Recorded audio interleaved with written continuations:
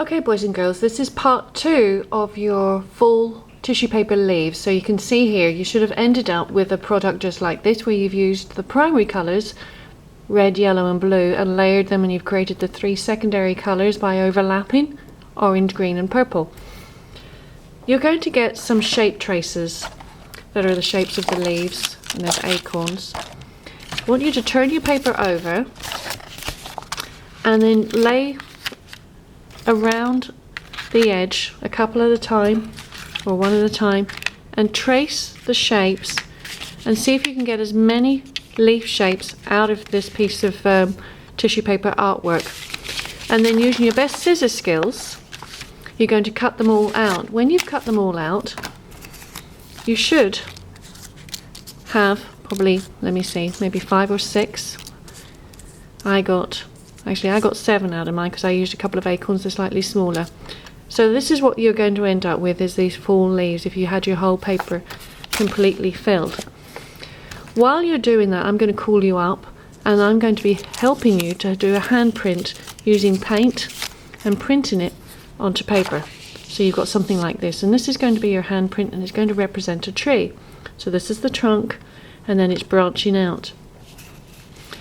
When you've done that, take this over with you as well, so it's going to dry. It doesn't take long to dry. And then when you've cut out all your leaves, lay them so that you've got a design working for you. Don't glue them down yet. I want you to work it out how you like it. So put them around. Okay?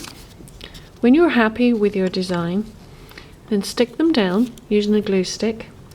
And then with the remnants, and this is the remnants, all the stuff that's left over, use your scissors and cut off the edges like that and lay it down on the bottom, so it looks like the leaves have fallen off the tree and they make it a nice big pile. I'm going to do that there as well, so you can see this one where I cut the leaf out, so it looks like a nice leaf pile.